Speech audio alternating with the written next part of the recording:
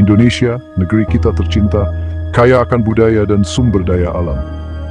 Tapi di balik keindahannya, ada sejarah kelam yang nggak boleh kita lupakan. Peristiwa Madiun 1948 dan peristiwa Sumatera 1956, dua peristiwa tragis ini jadi cermin buat kita. Membuka mata kita tentang bagaimana perselisihan paham dan perebutan kekuasaan bisa menghancurkan persatuan dan kesatuan bangsa. Peristiwa Madiun 1948, sebuah pemberontakan yang dipicu oleh Partai Komunis Indonesia, meninggalkan luka yang dalam bagi negara kita yang baru merdeka. Di sisi lain, peristiwa Sumatera 1956, sebuah pergolakan di wilayah Sumatera, kembali mengguncang Indonesia. Keduanya seperti api dalam sekam, menunjukkan bahwa konflik masih ada di balik perdamaian. Dua peristiwa ini erat kaitannya dengan sosok D.N. Aidit.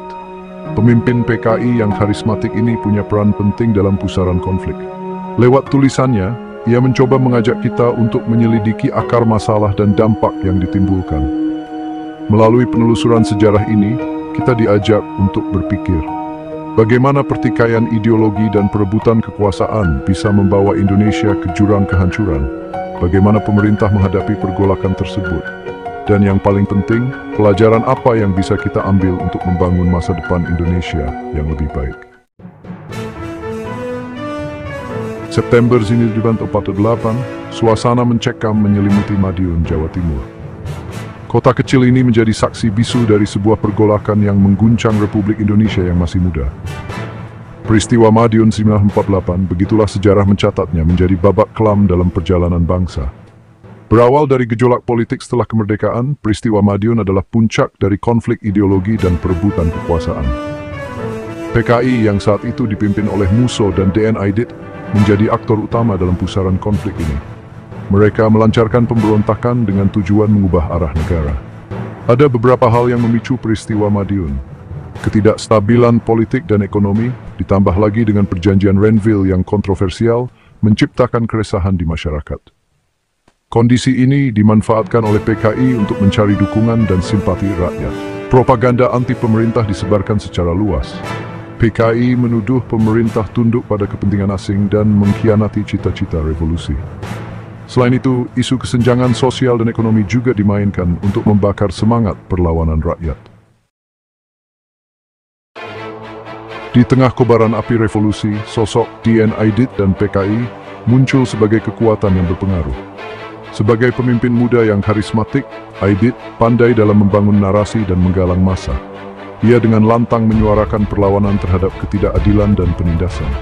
PKI di bawah kepemimpinan Aidit menjelma menjadi partai politik yang populer di kalangan rakyat kecil. Mereka aktif melakukan kegiatan sosial, membantu para pekerja dan petani, serta mengorganisir demonstrasi untuk menuntut keadilan sosial. Namun, di balik aktivitas sosialnya, PKI juga membangun kekuatan militer. Mereka membentuk pasukan rakyat dan bersiap-siap untuk merebut kekuasaan dengan kekerasan. Peristiwa Madiun menjadi bukti nyata dari ambisi politik PKI. Aidit dan para pemimpin PKI lainnya yakin bahwa saat itu adalah waktu yang tepat untuk mendirikan negara komunis di Indonesia. Kabar pemberontakan di Madiun cepat sampai ke pemerintah pusat di Yogyakarta. Tanpa ragu, pemerintah bertindak tegas untuk memadamkan api pemberontakan. Operasi militer besar-besaran pun dilancarkan untuk menumpas kekuatan PKI. Dipimpin oleh Panglima Besar Sudirman, Tentara Republik Indonesia dengan cepat mengepung daerah-daerah yang dikuasai PKI. Pertempuran sengit pun tak terelakkan. Darah tumpah di bumi pertiwi menorehkan sejarah kelam bangsa. Pemerintah juga gencar melakukan propaganda untuk melawan propaganda PKI. Rakyat dihimbau untuk tidak terpengaruh oleh hasutan dan tetap setia kepada pemerintah Republik Indonesia. Dalam waktu singkat, pemberontakan PKI di Madiun berhasil dipadamkan. Para pemimpin PKI termasuk Musso tewas dalam pertempuran melawan tentara Republik Indonesia. Sementara itu, D.N. Aidit berhasil melarikan diri dan menjadi buronan pemerintah. 6 tahun setelah tragedi Madiun, Indonesia kembali diguncang pergolakan. Kali ini, api konflik menyala di tanah Sumatera. Peristiwa Sumatera 1956, begitulah sejarah mencatatnya, menjadi babak baru dalam dinamika politik dan militer di Indonesia. Berbeda dengan peristiwa Madiun yang dipicu oleh konflik ideologi, peristiwa Sumatera 1956 lebih didominasi oleh tuntutan otonomi daerah dan ketidakpuasan terhadap pemerintah pusat. Ada beberapa faktor, seperti ketimpangan pembangunan dan kesenjangan ekonomi antara pusat dan daerah, yang menjadi pemicu utama gejolak di Sumatera. Di tengah ketidakpuasan yang mendalam, muncul gerakan-gerakan separatis yang menuntut pemerintahan sendiri. Mereka merasa pemerintah pusat telah mengabaikan kepentingan daerah dan gagal menyejahterakan rakyat. Sepintas, peristiwa Madiun 1948 dan peristiwa Sumatera 1956 terlihat seperti dua peristiwa yang berbeda. Namun, jika diteliti lebih dalam, ada benang merah yang menghubungkan keduanya. Keduanya adalah wujud dari dinamika politik dan sosial yang rumit di Indonesia setelah kemerdekaan. Salah satu benang merah yang paling jelas adalah adanya ketidakpuasan terhadap pemerintah pusat. Baik PKI di Madiun maupun gerakan-gerakan separatis di Sumatera sama-sama merasa bahwa pemerintah pusat telah gagal mewujudkan cita-cita kemerdekaan, yaitu menciptakan masyarakat yang adil dan makmur. Selain itu, kedua peristiwa ini juga menunjukkan adanya perpecahan di antara rakyat Indonesia. Perbedaan ideologi, kepentingan politik, dan latar belakang sejarah menjadi faktor-faktor yang memicu perpecahan tersebut. Peristiwa Madiun 1948 dan peristiwa Sumatera 1956, meskipun punya akar permasalahan yang berbeda, meninggalkan luka yang sama dalam ingatan bangsa. Keduanya menjadi catatan kelam yang mengingatkan kita akan pentingnya persatuan dan kesatuan. Dari segi skala, peristiwa Madiun 1948 punya cakupan yang lebih luas dan dampak yang lebih besar. Pemberontakan PKI tidak hanya terjadi di Madiun, tapi juga menyebar ke beberapa daerah lain di Jawa Timur, Jawa Tengah, dan bahkan sampai ke Kalimantan Selatan.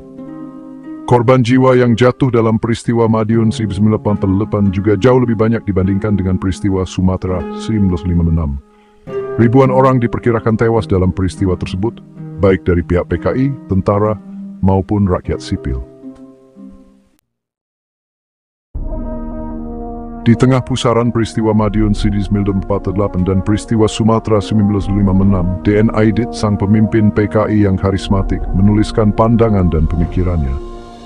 Melalui tulisannya, ia mencoba membangun narasi dan mengajak kita untuk melihat peristiwa tersebut dari sudut pandang yang berbeda.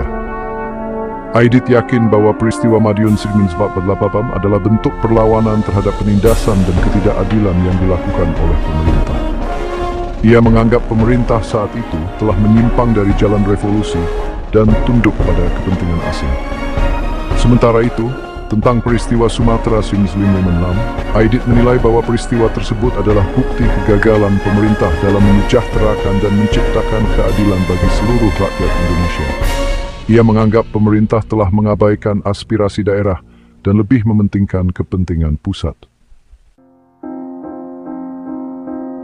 Peristiwa Madiun 1948 dan peristiwa Sumatera 1956, meskipun meninggalkan luka yang dalam, juga memberikan pelajaran berharga bagi bangsa Indonesia. Kedua peristiwa tersebut mengingatkan kita akan pentingnya menjaga persatuan dan kesatuan nasional. Perbedaan ideologi dan kepentingan politik tidak boleh sampai memecah belah persatuan dan kesatuan bangsa.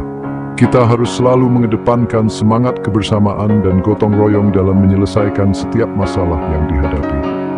Selain itu, kedua peristiwa tersebut juga mengajarkan kita tentang pentingnya dialog dan musyawarah dalam menyelesaikan setiap perbedaan.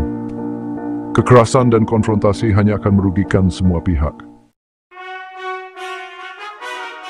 Merajut kembali benang-benang persatuan dan kesatuan bangsa setelah peristiwa Madiun 1948 dan peristiwa Sumatera 1956 bukanlah hal yang mudah.